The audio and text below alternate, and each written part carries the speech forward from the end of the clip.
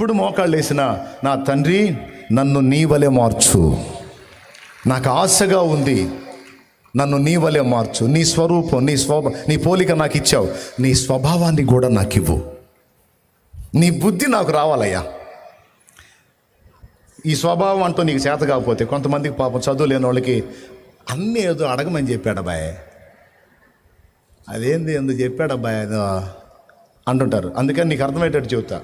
స్వరూపాలు ఇవన్నీ నీకు అర్థం కావు, స్వభావాలు నీకు అర్థం కావు కాబట్టి, అయ్యా నీ బుద్ధి నాకు వచ్చేటట్టు చెయ్యి. ఈ మొక్క అయితే అనగలవు,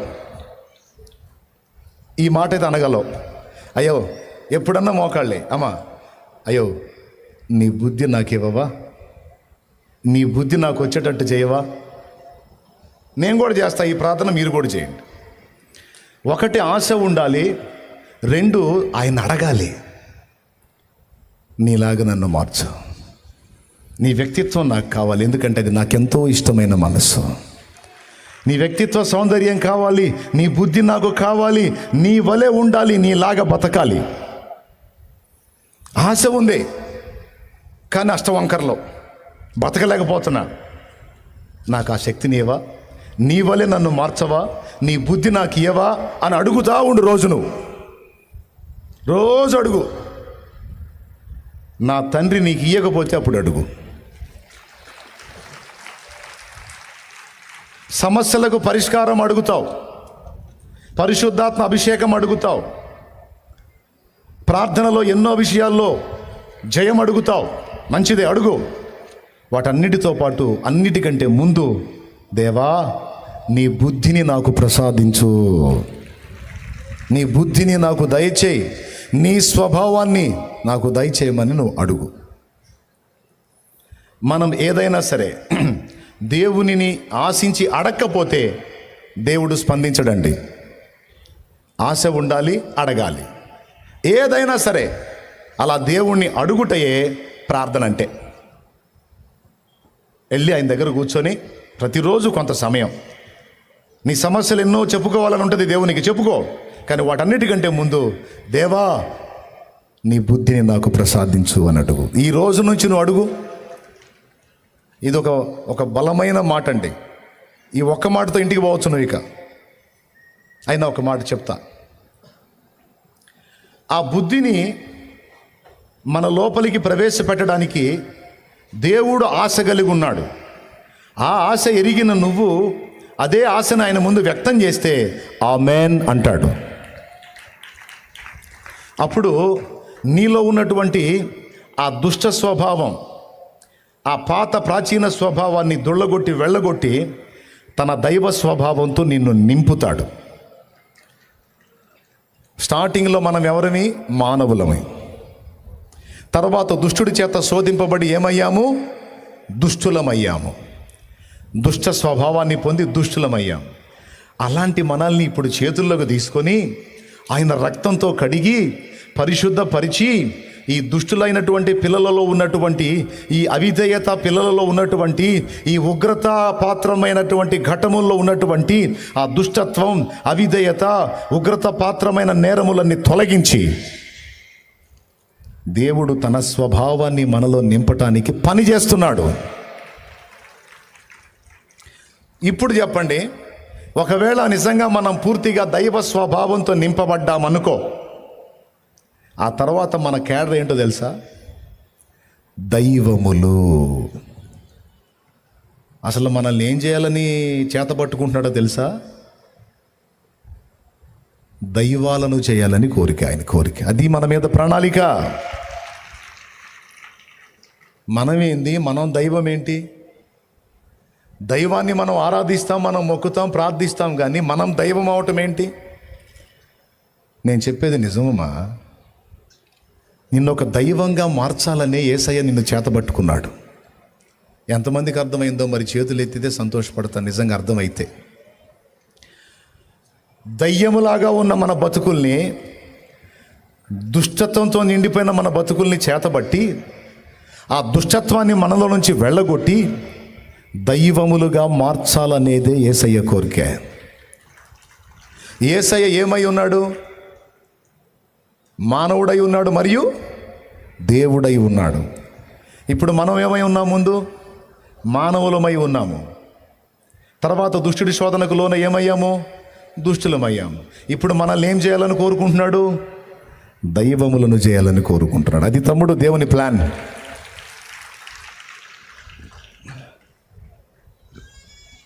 కొంతమంది మనుషులను చూసి, మా అమ్మ దేవత లాంటిది, మా నాన్న దేవుడు అని పిల్లలు చెప్పుకుంటారు. ఎవరు అమ్మ వాళ్ళకి దేవత, ఎవరు నాన్న వాళ్ళకి దేవుడు. కర్ర తీసుకొని బాదారు అనుకో, ఏమంటారండి? మా అమ్మ దెయ్యం, మా సరే వదిలేండి.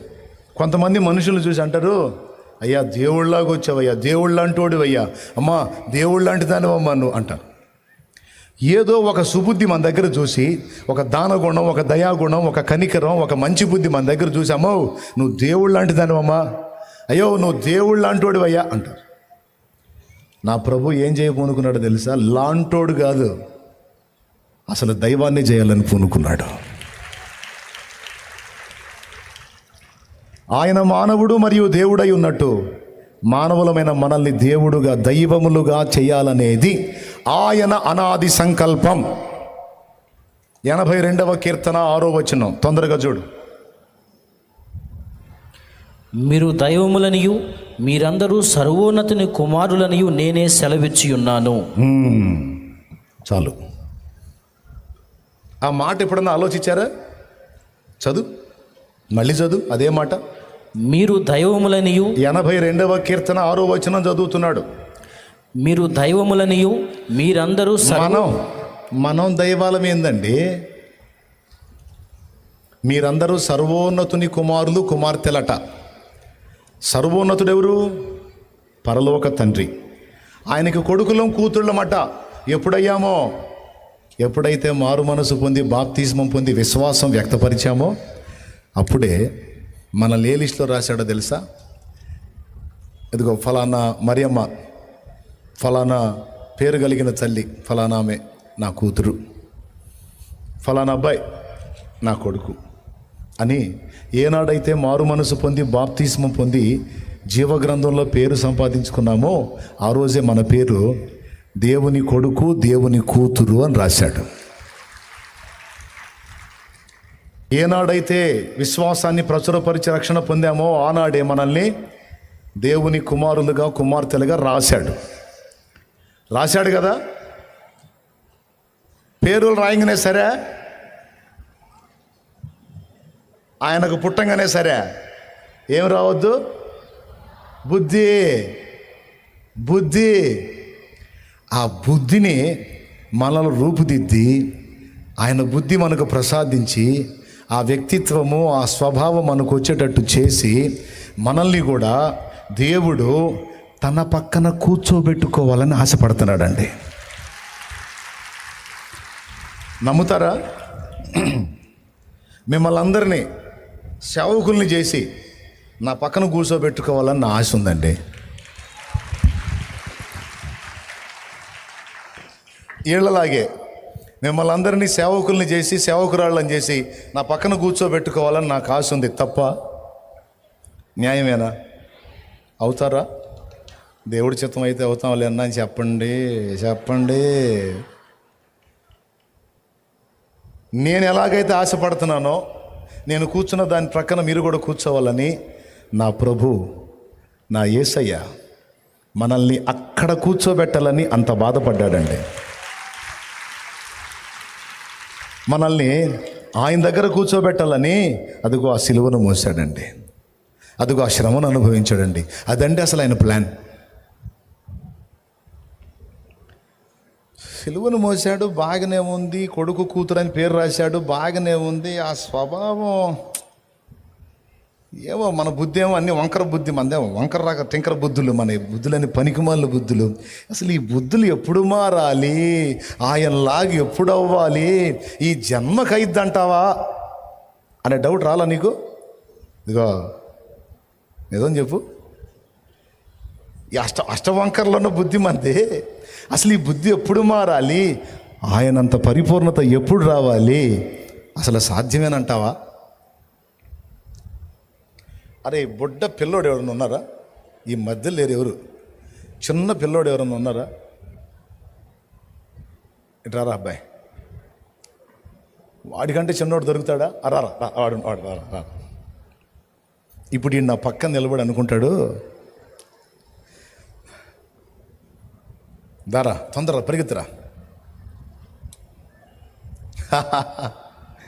దా మనం ముందుకు పోదాం. దేవునికి స్తోత్రం, హల్లెలూయా. అరే నీకేం ఆశ ఉందిరా? మీసాలు రావాలని ఆశ ఉందా? ఆశ ఉంది. ఉందా? చూసావు, వాడికి ఆశ ఉందంట. ఎట్టా శాలేమన్నకి మీసాలు ఉందంట. నిజం చెప్పు, ఆశ ఉందా లేదా? ఆశ ఉంది. ఒట్టి మీసాలేనా గడ్డం కూడా? ఒట్టి మీసాలు. గడ్డం మీసాలు. వాడి గడ్డం కూడా కావాలి, వాడి గడ్డం కూడా కావాలంటండి. సరే, మరి హైట్ ఇంతే ఉంటావా? నా అంత ఎత్తు కావాలని ఉందా? నీ ఎంత కావాలి? నా అంత ఎత్తు కావాలని ఉంది. చూడండి, వాడికి గడ్డం కావాలి, మీసాలు, నా అంత ఎత్తు కూడా కావాలి, అంతేనా? నా అంత లావు కావాలని ఉందా? ఇట్నే సన్నంగా ఉండాలని ఉందా? నీ అంత లావు. నా అంత లావు. రైట్. ఏది మా ఇద్దరిని చూపించిన ఆయన కెమెరా.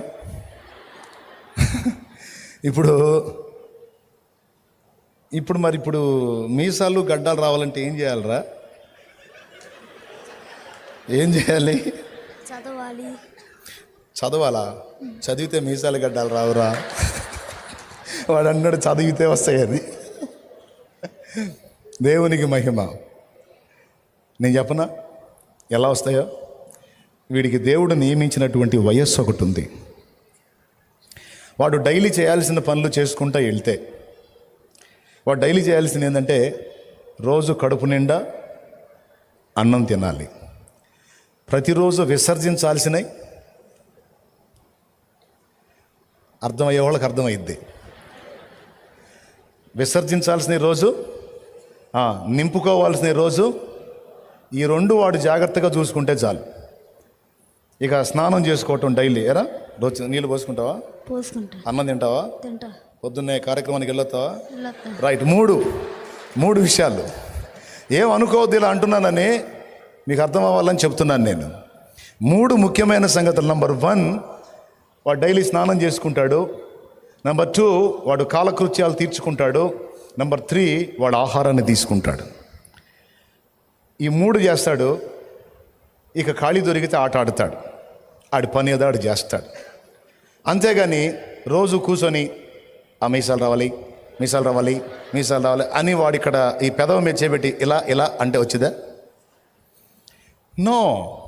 దేవుడు వానికి సృష్టిలో ఎలా పెట్టేశాడంటే, వానికి ఒక ఏజ్ వచ్చినప్పుడు వాని చర్మంలో మార్పు వచ్చేస్తుంది. చాలా స్మూత్గా ఉన్న ఈ చర్మం మందం వచ్చేస్తుంది. ఈ చర్మంలో నుంచే వెంట్రుకలు మొలకెత్తడం మొదలవుతాయి. దేవుడు ఏ షేప్ ఇచ్చాడో ఆ షేపు వాడికి తెలియకుండానే ఓపెన్ అయిపోద్ది.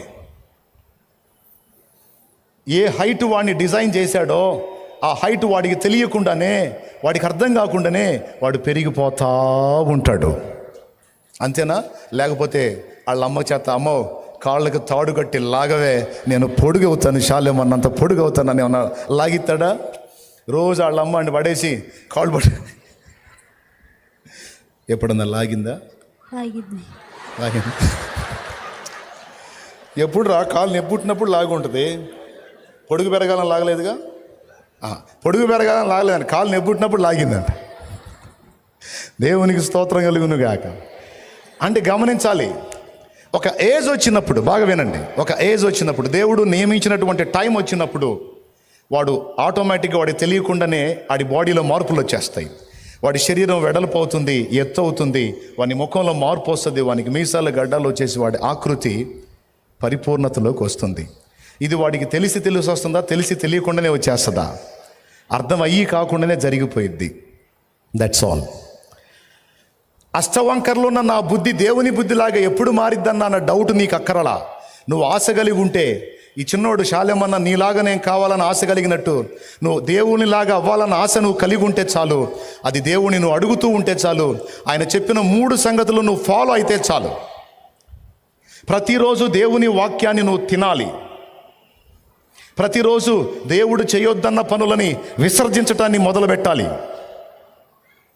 ఈ పని దేవుడికి నచ్చదు కదా, నేను ఈ చండాల మాటలు మాట్లాడితే నా తండ్రికి నచ్చదు కదా, మానేసేయాలి నేను అని చిన్న చిన్నగా కంట్రోల్ చేసుకోవటం మొదలు పెడతా ఉంటే దేవుడు నీకు తన శక్తిని జోడించి నీకు తెలియకుండానే ఆటోమేటిక్గా నీలో పెను మార్పులు వచ్చేటట్టు ఆయన చేస్తాడు. పెను మార్పులు వచ్చేటట్టు చేస్తాడు. మీలో అక్కడ కూర్చున్న వాళ్ళు చెప్పండి, మారు మనసు పొందకముందు, రక్షణ పొందకముందు నువ్వు ఎలా ఉన్నావు, ఇప్పుడు కూడా అలానే ఉన్నావా? కొన్ని మార్పులు వచ్చినాయా? కొన్ని మార్పులు వచ్చినాయి అన్నోళ్ళు చేతులు ఎత్తండి. అలా కదిలించండి చేతులు, గట్టిగా కదిలించండి. అబ్బా ఎలా ఎంత బాగుందండి మీరు అట్లా చేతులు కదిలిస్తుంటే, దేవునికి మహిమ. ఆ మార్పులు ఎలా వచ్చినాయి? ఆటోమేటిక్గా చేంజ్ వచ్చేసింది. ఎవరు మార్చారు? నీకు తెలియకుండానే నీలో పనులు చేసేస్తున్నాడు ఆయన. నీకు తెలియకుండానే ఒక పసివాణ్ణి 6 అడుగుల దేహం వచ్చేటట్టు చేస్తున్న దేవుడే నీకు అర్థం కాకుండానే నీ బుద్ధిని మార్చేస్తాడు తమ్ముడా. నీకు అర్థం కాకుండానే నీ మనసు మారిపోయింది. నీకెందుకు ఆ పని ఆయన చేస్తాడుగా. ఆ పని చేసే ప్రక్రియలో థ్యాంక్ యూ నాన్న, గుడ్ రా, వెరీ గుడ్ బాయ్, వెళ్ళు. ఆ పని చేసే ప్రక్రియలోనే దేవుడు నీ పరిస్థితులన్నిటినీ వాడుకుంటాడు. నిన్ను అలా తీర్చిదిద్ది నీలో దుష్టత్వాన్ని దొళ్ళగొట్టి వెళ్ళగొట్టి దైవ స్వభావాన్ని నీలో నింపటానికి దేవుడు పూనుకున్నాడు గనక కొన్ని రకాల పరిస్థితుల్ని, కొన్ని మేలుకరమైనవి ఉంటాయి, కొన్ని కీడుకరమైనవి కూడా అనిపిస్తాయి. కానీ గుర్తుపెట్టుకో, దేవుని కుమారుడివి, కుమార్తెవైన నీకు కీడు అసలు లేనే లేదు. కీడు అన్నది లేదు. కీడులాగా కనపడే కొన్ని నీకు తెలియకుండా నీ మేలు కోసమే వచ్చినాయి. ఇది వాస్తవం. కీడులాగా కనపడే కొన్ని నీకు తెలియకుండా నీకు మేలుకే మారతాయి. తర్వాత నీకు అర్థమైంది, ఆ రోజు నాకు ఆ పరిస్థితి రాకపోతే వామ్మో నేను ఇలా ఉండేవాడిని కాదు అని నీకే అర్థమైద్ది. దేవునికి మహిమ కలుగును గాక. కొన్ని రకాల పరిస్థితులను దేవుడు నీ జీవితంలోనికి అనుమతించి, అవి కొన్ని ఇబ్బందికరమైనవి, కొన్ని ఆనందకరమైనవి, రెండిటిని రప్పించి నిన్ను ఆయన స్వభావంలోనికి రూపాంతరపరుచుకుంటున్నాడు నా యేసయ్యా. ఒకప్పుడున్న పెడద్రం ఇప్పుడు లేదు నీ దగ్గర. ఒకప్పుడున్న నడమంత్రం లేదు ఇప్పుడు నీ దగ్గర. ఒకప్పుడున్న మిడిమేళం లేదు ఇప్పుడు నీ దగ్గర. చాలా విరిగిపోయావు. ఒకప్పుడు పెళపెళలాడే మనిషివి, ఇప్పుడు దేవునికే స్తోత్రం అనే డైలాగులు వచ్చినాయి నీకు. నీకే తెలుసా సంగతి ఎలాగ మారావో. దేవునికి స్తోత్రం. ఎటుపోయిందా నడమంత్రం, ఎటుపోయిందా మిడిమేళం, ఎటుపోయిందా పెడసరం పెడద్రం? విరిగిపోయింది. ఎవరు ఎరగొట్టారు? ఎప్పుడు మొదలుపెట్టాడు పని? కాల్చబడకపోతే స్వర్ణం విలువ పొందలేదు, చీల్చబడకపోతే మేఘం వర్షాన్ని ఇవ్వదు. కాల్చబడకపోతే స్వర్ణం విలువ పొందలేదు, చీల్చబడకపోతే మేఘం వర్షాన్ని ఇవ్వదు. దున్నబడకపోతే భూమి పంటనివ్వలేదు, చెక్కబడకపోతే శిల్పం కాదు. శ్రమల కొలిమిలు కాలకపోతే యేసు రూపు రాదు. నువ్వు శ్రమల కొలిమిలు కాలకపోతే యేసు రూపు రాదు. నమ్ము నేస్తమా, ఇది సత్యం, వీడబోకుమా విశ్వాసం. నీ ఆశ నిరాశ కానే కాదు, వేదన ఎందుకు? నీ కన్నీరు కలకాలముండదు, కలతే చెందకు.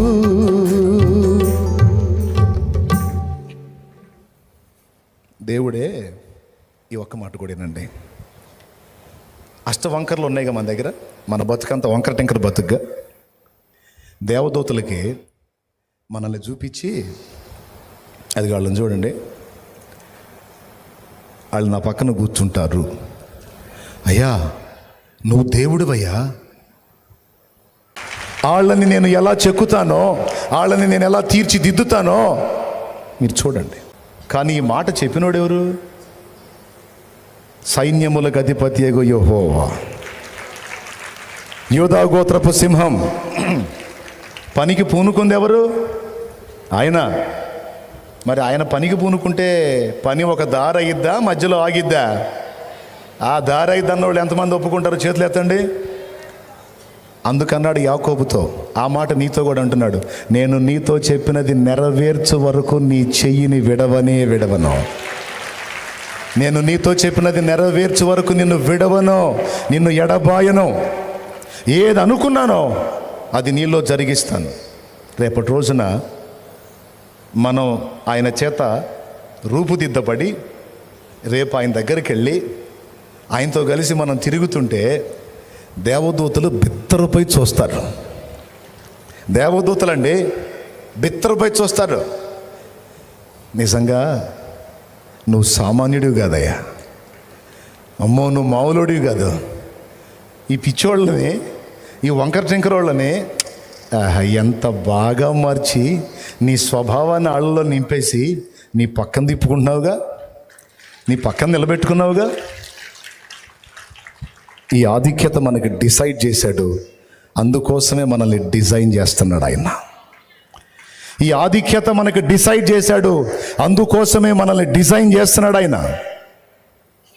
ఆ స్వభావాన్ని, ఆ బుద్ధిని, ఆయన వ్యక్తిత్వ సౌందర్యాన్ని నీలోకి నాలోకి రప్పించడానికి, నింపడానికే రకరకాల శ్రమల గుండా, రకరకాల పరిస్థితుల గుండా, నిందల గుండా, అవమానాల గుండా, లేమి గుండా, కఠినమైన ఇబ్బందుల గుండా నిన్ను ప్రయాణం చేపిస్తుంది, నడిపిస్తుంది. ఎందుకో తెలుసా?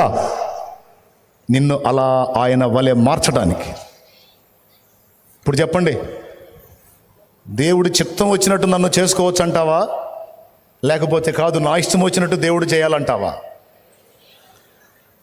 ఎంతమంది అప్పచెప్తారండి? తన చిత్తమే నాలో జరగాలి. మనసారా కోరుకుంటున్నారా? మరి ఒక్కోసారి ఎదురు దెబ్బలు తగిలినప్పుడు ఇలా ఎందుకు చేసావని ప్రశ్న ఎందుకు వేస్తున్నావు?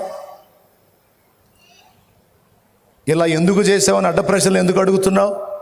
అడగొద్దు. ఒకటే అనాలి, నువ్వు ఎందుకు చేసావో ఇప్పుడు నాకు అర్థం కాదు, కానీ భవిష్యత్తులో అయితే నాకు అర్థమయ్యేటట్టు నువ్వు చేయగలవు. కాబట్టి నీ చిత్తానికి నన్ను నేను అప్పగించుకుంటున్నాను. నీ ఆలోచన చొప్పున నన్ను నిర్మించి, నీవు అనుకున్న విధంగా నన్ను సిద్ధపరిచి, నీ పోలికలోనికి, స్వరూపంలోనికి, స్వభావంలోనికి నన్ను మార్చి నీ రాజ్యంలో నిలుపు. నాకంతే చాలు ప్రభువా. నీ బుద్ధి నాకు కావాలి, నీ పోలిక స్వరూపం నీలాగా నేను ఉండాలి, నీతో ఉండాలి. ఇలాంటి ఆశ, ఈ విధమైన ప్రార్థన మనం కలిగి ఉంటే చిన్నవాడి దేహంలో వాడికి తెలియకుండానే మార్పులు వచ్చి వాడు పెద్దోడైనట్టు, నీకు తెలియకుండానే నీలో అనేక రకాల మార్పులు వచ్చి నువ్వు పరిపూర్ణుడు అవుతావు, పరిపూర్ణాలు అవుతావు. ఇంకేం కావాలి? దీనికి మొదటి మెట్టు ఏమిటి? మారు మనసు, బాప్తిసం. ఆ తర్వాత ఇక ఏం చేస్తాడు? మొదలు పెడతాడు పని. కాబట్టి ఇక గుర్తుపెట్టుకోండి, ఏనాడైతే రక్షణ పొంది దేవుని సొత్తు స్వాస్థ్యం అయ్యామో ఆనాటి నుంచి ఆ పరమ కుమ్మరి వేళ్ళు మన లోపల పనిచేయటం మొదలుపెట్టాయి. సొలొమోను అని చెప్పాడు కదా, మన లోపల పనిచేయటం మొదలు పెడతాయి ఆ వ్రేళ్ళు.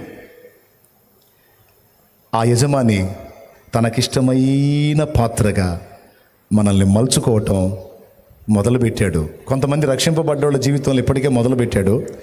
వీళ్ళ జీవితంలోనేమో ఇక ఈ మరుగంట నుంచి మొదలు పెడతాడు.